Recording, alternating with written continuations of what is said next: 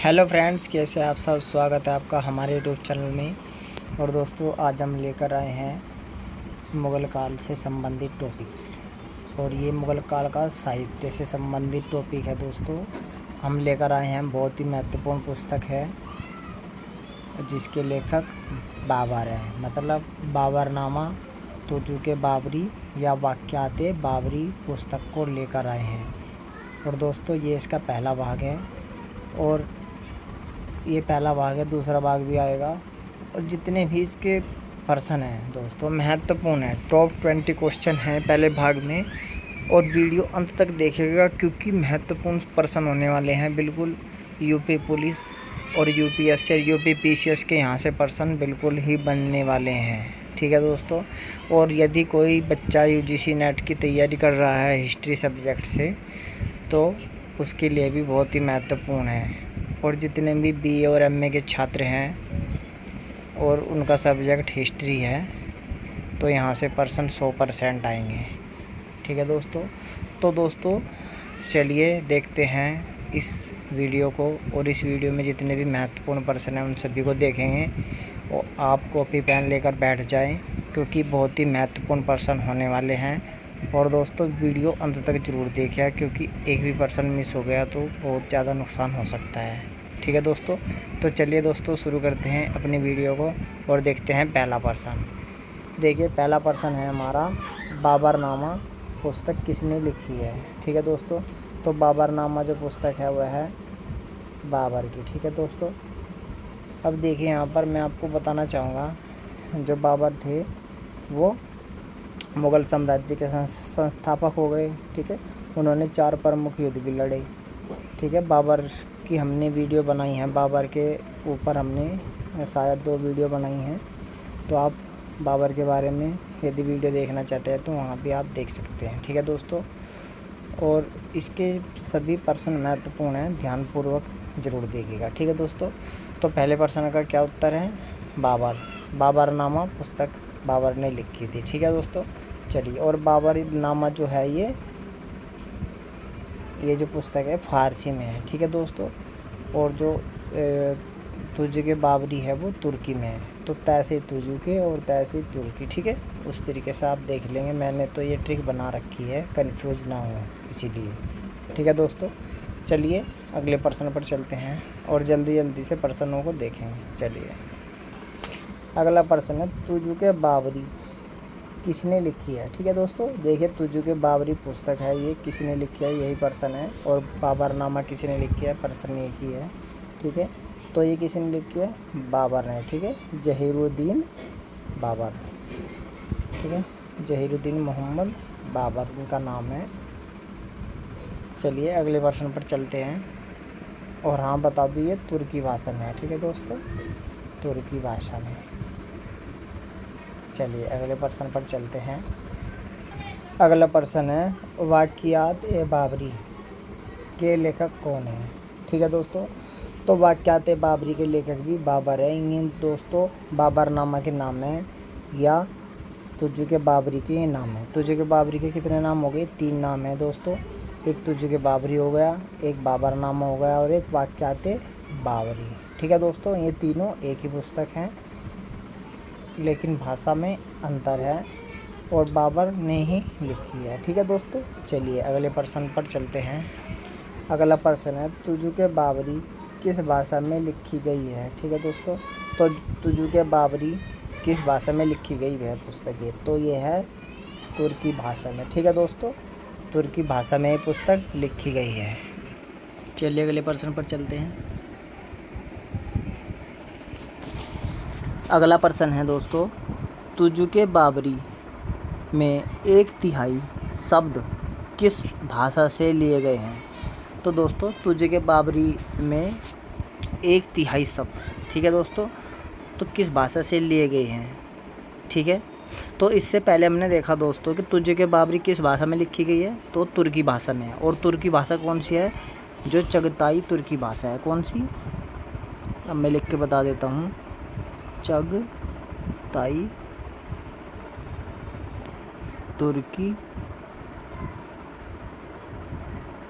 भाषा। ठीक है दोस्तों। तो ये तुजुक बाबरी मूलतः चगताई तुर्की भाषा में लिखी गई है, ठीक है दोस्तों। और ये बाबर की मातृभाषा थी, ठीक है। यहाँ पर आपको ये भी ध्यान देना है कि ये बाबर की मातृभाषा थी, ठीक है। लेकिन इसमें 1/3 शब्द अरबी और फारसी से लिए गए थे, ठीक है दोस्तों। कितने? 1/3, मतलब 1/3 हो गए हैं। तो 1/3 किसके लिए गए थे? तो फारसी के और अरबी भाषा के, ठीक है दोस्तों। तो यहाँ पर हमारा ऑप्शन 4 विकल्प 2 और 3 सही हो जाएगा, ठीक है दोस्तों। यहाँ पर आपको ध्यान रखना है, क्योंकि जो परीक्षक होता है, पेपर लेने वाला होता है, ठीक है दोस्तों, वो ऐसे ही प्रश्नों को देखता है, ठीक है, जहाँ पर बच्चा कंफ्यूज रहे और गलती कर दे, ठीक है। चलिए अगले प्रश्न पर चलते हैं। अगला प्रश्न है, मुग़ल भारत में लिखी गई पहली प्रमुख ऐतिहासिक रचना कौन सी है, ठीक है दोस्तों। तो देखिए, मुग़ल भारत में लिखी गई पहली प्रमुख ऐतिहासिक रचना कौन सी है, ये प्रश्न है। तो तुजुक बाबरी पहली रचना है ऐसी जो मुग़ल भारत में लिखी गई ऐतिहासिक एक प्रसिद्ध रचना है, ठीक है दोस्तों। और याजदी, यहाँ पर लिख देता हूँ, याजदी, ठीक है दोस्तों। याजदी की परंपरा पर चलते हुए इस रचना का एक महत्वपूर्ण भाग भारत के भूगोल, यहाँ की जनता और धर्म अनुष्ठानों, खान पान की आदतों आदि को समर्पित किया है बाबर ने, ठीक है दोस्तों। मतलब इन चीज़ों को भारत की वर्णन किया है बाबर ने, ठीक है दोस्तों। और बाबर की, क्योंकि ये क्या है, आत्मकथा है, ठीक है दोस्तों। आप ये समझना कि ये जहीरुद्दीन मोहम्मद बाबर की आत्मकथा है, ठीक है। और आत्मकथा लेखकों का शिरोमणि भी बाबर को कहा जाता है, ठीक है दोस्तों, क्योंकि जो मुग़ल बादशाह थे वो सबसे पहले लिखने वाले आत्मकथा बाबर ही थे, ठीक है दोस्तों। तो बाबरनामा या तुजुक बाबरी बाबर की आत्मकथा है, ये भी ध्यान रखना, ठीक है। अब देखिए, अब प्रश्न पर आते हैं कि मुग़ल भारत में लिखी गई पहली प्रमुख ऐतिहासिक रचना कौन सी है। तो दोस्तों तुजुक बाबरी या पहली ऐतिहासिक रचना है, ठीक है। चलिए अगले प्रश्न पर चलते हैं। अगला प्रश्न है, तुजुक बाबरी का फारसी में पहला अनुवाद किसने किया था, ठीक है दोस्तों। पहला अनुवाद किसने किया था फारसी भाषा में तुजुक बाबरी का, ठीक है दोस्तों। देखिए, मैं आपको पहले बताना चाहूँगा, देखिए फारसी भाषा में 4 अनुवाद हुए हैं, ठीक है। 4 बार अनुवाद हुए हैं फारसी भाषा में, ठीक है दोस्तों, तुजुक बाबरी के, ठीक है। तो पहला अनुवाद पूछा है, ठीक है दोस्तों, फारसी में पहला अनुवाद, ठीक है। तो ये किया था शेख जैन वफ़ाई खवाफी, ठीक है। तो किसी ने शेख जैन वफ़ाई, ठीक है, खवाफी, और ये बाबर के समय ही किया था, ठीक है दोस्तों। इनका नाम दूसरा क्या है, जैतुद्दीन ख्वाजा, ठीक है। और बाबर का क्या था, सद्र उस दूर था, ठीक है, सद्र उस सदूर था, ठीक है। और इसने क्या किया, इसने तुजुक बाबरी के केवल हिंदुस्तान से संबंधित भाग का अनुवाद किया, ठीक है दोस्तों।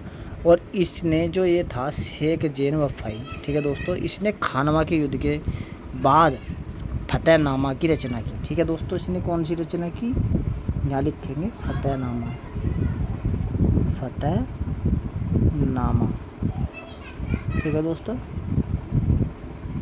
फतेहनामा की रचना की किस युद्ध के बाद, खानवा के युद्ध के बाद, ठीक है। और इसमें क्या क्या काव्यमय भाषा में युद्ध की चर्चा की गई, मतलब कविता के रूप में, काव्य के रूप में चर्चा की गई है, ठीक है दोस्तों। तो शेख जैन वफ़ाई की जो पुस्तक है फतेहनामा है, ठीक है। और ये खानवा युद्ध के बाद लिखी, मतलब खानवा युद्ध के समय लिखी, ये भी आप कह सकते हैं, उसके उपरांत लिखी, और इसमें काव्य भाषा के रूप में युद्ध की चर्चा है, ठीक है दोस्तों। और इसने तुजुक बाबरी का अनुवाद किया, पहली बार अनुवाद किया, सबसे पहला अनुवाद फारसी में शेख जैन वफ़ाई खवाफी ने किया, या जैतुद्दीन ख्वाजा ने किया, ठीक है। और बाबर के क्या थे, सद्र उस सदूर, ठीक है दोस्तों, ये एक पद है। चलिए अगले प्रश्न पर चलते हैं।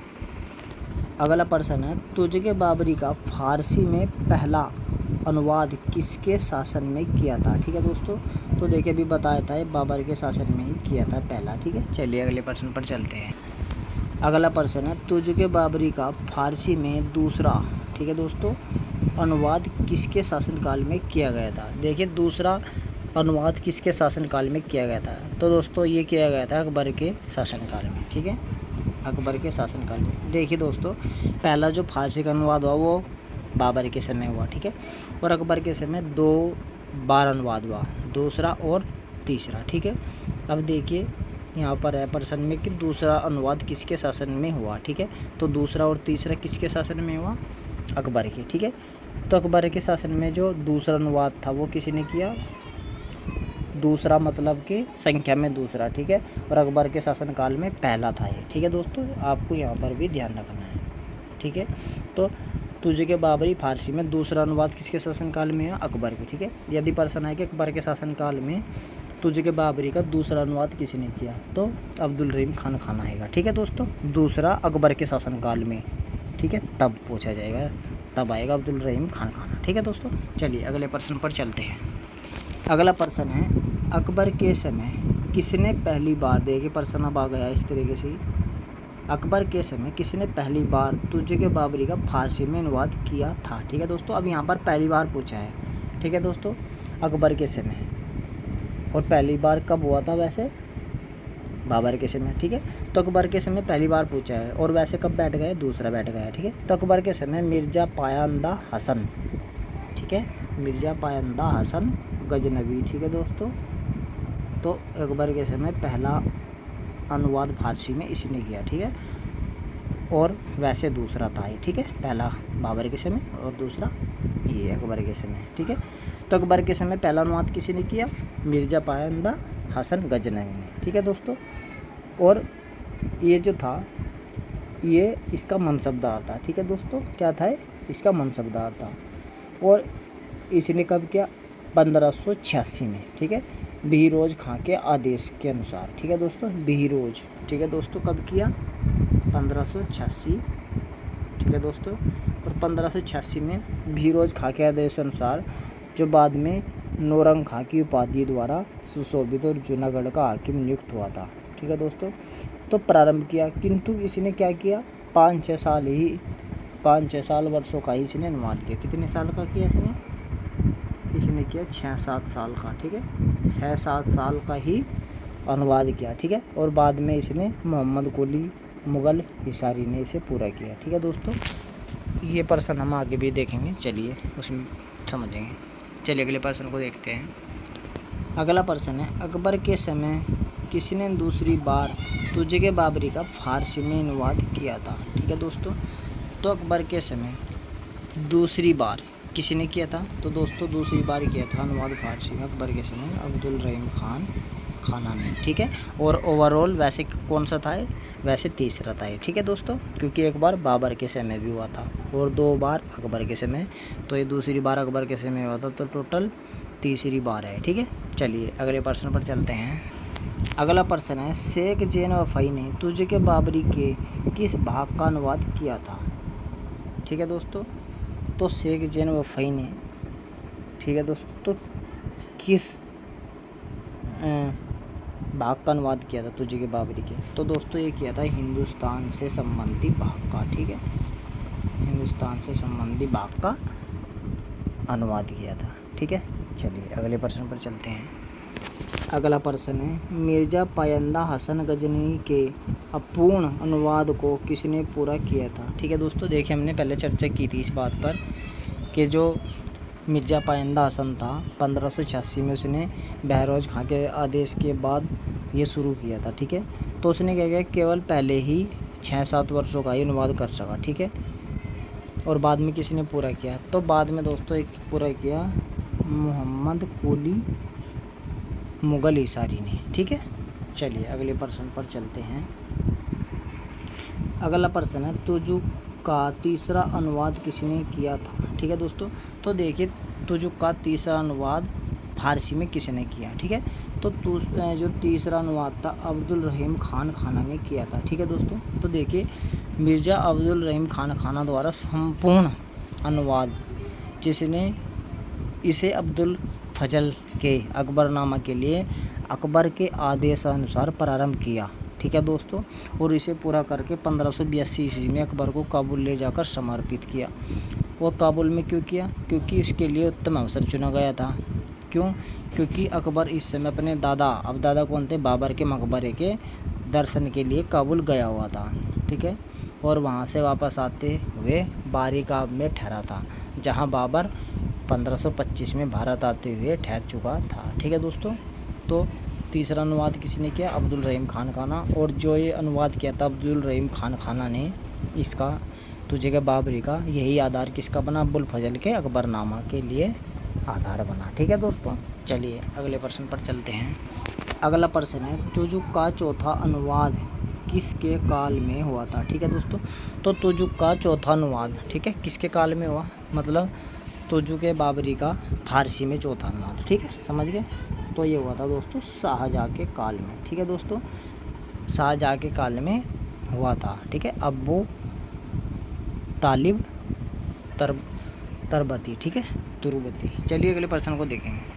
अगला प्रश्न है, चौथा अनुवाद किसने किया था? ठीक है दोस्तों। तो देखिए, तुजुक बाबरी का फारसी में चौथा अनुवाद किसने किया था? अब चौथा अनुवाद ये किया था दोस्तों, मैंने पहले बताया, अबू तालिब तुरुबती। ठीक है, चलिए तो ये हैं इसके चौथा अनुवाद फारसी में तुजुक बाबरी का अबू तालिब तरबती द्वारा किया गया और शाहजहाँ के समय किया गया। ठीक है दोस्तों। चलिए अगले प्रश्न पर चलते हैं। अगला प्रश्न है, अंग्रेजी में प्रथम अनुवाद किसने किया था? ठीक है दोस्तों। तो तुजुक जहांगीरी का अंग्रेजी में प्रथम अनुवाद किसने किया?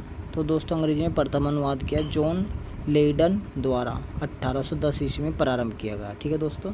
तो जॉन लेडन ने किया। ठीक है दोस्तों। अब देखिए आगे इसमें क्या खासियत है। 1810 में किया था। ठीक है दोस्तों, 1810 में। ठीक है दोस्तों।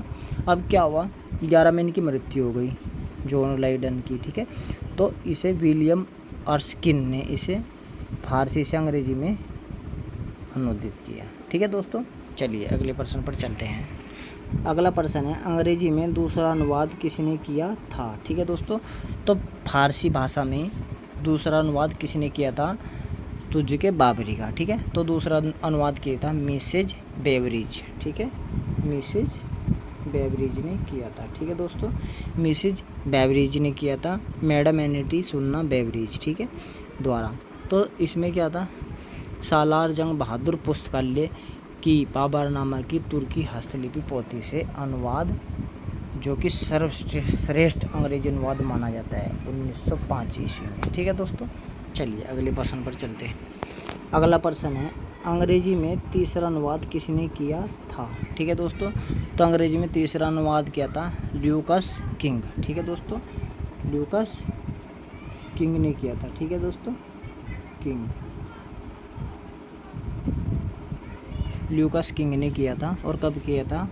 1921। ठीक है दोस्तों, 1921 ईस्वी में किया था। ठीक है, चलिए अगले प्रश्न पर चलते हैं। तो दोस्तों ये हमारा अंतिम प्रश्न, फ्रांसीसी में प्रथम अनुवाद किसने किया था? ठीक है, तो फ्रांसीसी भाषा में तुजुक जहांगीरी का प्रथम अनुवाद किसने किया? तो ये किया था पेवेट डॉक्टर कोटले। ठीक है दोस्तों, पेवेट डॉक्टर कोटले ने किया, और ये किया था 1871 ईस्वी में। ठीक है दोस्तों।